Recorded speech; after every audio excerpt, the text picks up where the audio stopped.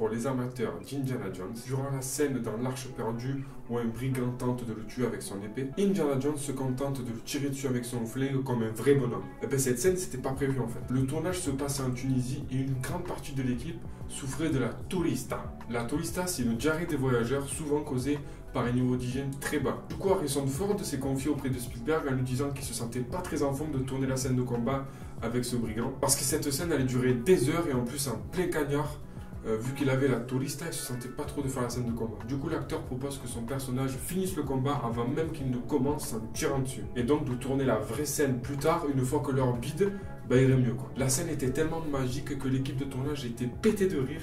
Et Spielberg a décidé de garder la scène au montage. À la base, il devait faire une scène de combat. Au final, il avait mal au bide. Il décide de faire une autre. Il propose une autre scène. Spielberg, il accepte. Et au final, ça tue. Il le garde au montage. Franchement, ça tue. C'est Toto l'Artichaut et bienvenue dans le corner du geek.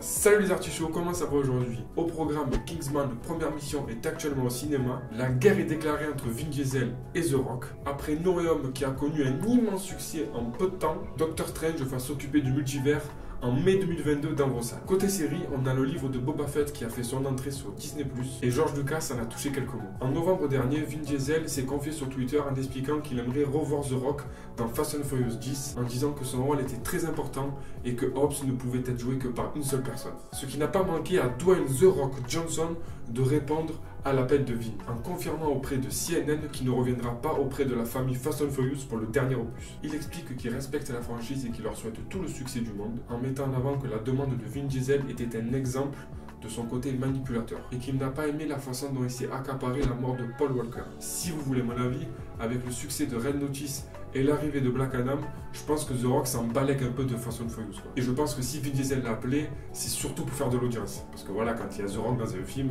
tout le monde va le voir.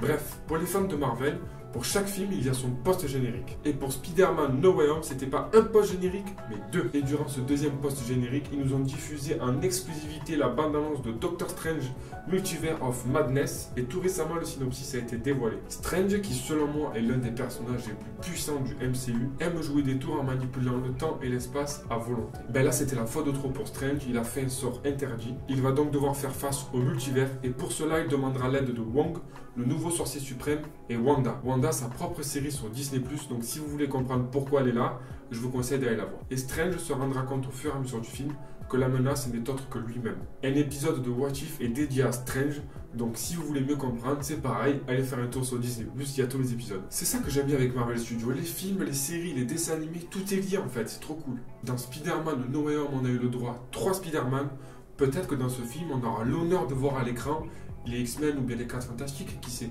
Je dis ça, je dirais. Côté série, le livre de Boba Fett débarque sur Disney+, et l'équipe de Jon Favreau nous a proposé un premier épisode rendant hommage à l'épisode 6, le retour du Jedi. Boba Fett, fils du célèbre chasseur de primes connu sous le nom de Jango Fett. George Lucas nous explique qu'il regrette un peu de ne pas avoir mis autant en avant la défaite de Boba Fett et que s'il avait su que ce personnage serait si populaire, il aurait rendu plus accrocheur dans les 3 premiers films. Il avait même pensé à ajouter une séquence où Boba Fett sort du trou, comme quoi on avait bien raison de croire que dans l'épisode 6 il n'était pas mort en fait. C'est ça que j'aime bien en fait, ils arrivent à prendre des personnages pas très exploités, voire pas connus, et leur construire une histoire qui les rend badass. Pour les news, vous connaissez sûrement Johnny Blaze. C'est un jeune issu d'une famille de cascadeurs, au père travailleur et fumeur. Johnny Blaze est connu pour avoir survécu à des cascades hyper dangereuses, jusqu'au jour où sa vie bascule en faisant un pacte avec Mephisto. Et le Ghost Rider fait son entrée. Un anti-héros habitant dans le corps de Johnny Blaze, tous deux combattant les violences dans les rues en fauchant leur âme sans pitié. Les droits du personnage ont longtemps appartenu à Sony, mais depuis 2012, le Ghost Rider appartient à Marvel Studios, du coup Disney. Une info a leaké tout récemment mettant en avant le potentiel de l'acteur Roman Reigns pour le rôle de Ghost Rider. Cet acteur est connu pour le rôle de Daryl dans la série The Walking Dead, une de mes séries préférées. Il faut pas se cacher que dans The Walking Dead, Daryl c'était un peu le Ghost Rider mais sans les pouvoirs quoi. Il avait sa moto, son arbalète, c'était un Ghost Rider. Marvel ne s'est pas encore prononcé en espérant qu'il le caste parce que franchement il n'y a pas meilleur acteur que lui pour jouer le rôle du Ghost. Spider-Man No Way Home pète les scores au box-office. En seulement 12 jours, il passe le cap du milliard de dollars. L'industrie du cinéma n'avait pas connu un tel succès depuis la pandémie. Seuls Avengers Infinity War et Endgame avaient fait mieux depuis 2019. Avec une note de 8,7 sur 10, il est classé 16e entre l'Empire contre-attaque et Matrix selon le site IMDb. Au moment où je tourne cette vidéo, Sony prépare un spin-off sur un méchant des plus méchants de Spider-Man, Kraven le chasseur. Et Sony a casté Taylor Johnson, connu pour Kick-Ass, et Quicksilver dans Avengers l'ère d'Ultron. Avec les deux Venom et Morbius qui arrivent bientôt au cinéma, on aura droit à un nouveau spin-off, Kraven le chasseur.